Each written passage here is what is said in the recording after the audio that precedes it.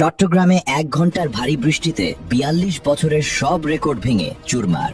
আজ চট্টগ্রাম শহরটা আর শহর নেই, যেন এক বিশাল সমুদ্র। পানির নিচে তলিয়ে গেছে পুরো শহর। কি ভয়াবহ পরিস্থিতি চলছে এখন চট্টগ্রামে, চলুন বিস্তারিত জেনে নেই। আজ 7ই জুলাই। আবহাওয়া অধিদপ্তর জানাচ্ছে, গত 24 ঘন্টায় চট্টগ্রামে 412 মিলিমিটারের বেশি বৃষ্টিপাত হয়েছে, যা বিগত 42 বছরের ইতিহাসে সর্বোচ্চ।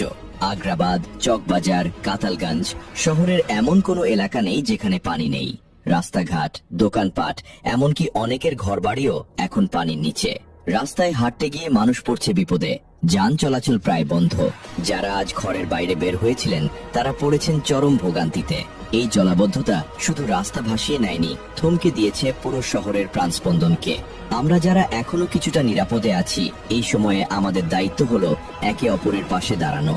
কোনোভাবেই বিদ্যুতের তার বা খোলা ড্রেনের কাছাকাছি যাবেন না। নিজের এবং পরিবারের নিরাপত্তার দিকে নজর রাখুন। চট্টগ্রামবাসীর জন্য দোয়া রইল। আপনারা যারা চট্টগ্রামের আশেপাশে আছেন, আপনাদের এলাকার অবস্থা আমাদের কমেন্টে জানান। ভিডিওটি শেয়ার করে সবাইকে সচেতন করুন। চট্টগ্রামে 1 ঘন্টার ভারী বৃষ্টিতে 42 বছরের সব রেকর্ড ভেঙে চুরমার। আজ চট্টগ্রাম শহরটা আর শহর নেই, যেন এক বিশাল সমুদ্র। পানির নিচে তলিয়ে গেছে পুরো শহর। কি ভয়াবহ পরিস্থিতি চলছে এখন চট্টগ্রামে, চলুন বিস্তারিত জেনে নেই। আজ 7ই জুলাই। আবহাওয়া অধিদপ্তর জানাচ্ছে, গত 24 ঘন্টায় চট্টগ্রামে 412 মিলিমিটারের বেশি বৃষ্টিপাত হয়েছে, যা বিগত 42 বছরের ইতিহাসে সর্বোচ্চ। আগ্রাবাদ, চকবাজার, কাতালগঞ্জ শহরের এমন কোনো এলাকা নেই যেখানে পানি নেই। রাস্তাঘাট, দোকানপাট, এমনকি অনেকের ঘরবাড়িও এখন পানির নিচে। রাস্তায় হাঁটতে গিয়ে মানুষ পড়ছে বিপদে, যান চলাচল প্রায় বন্ধ।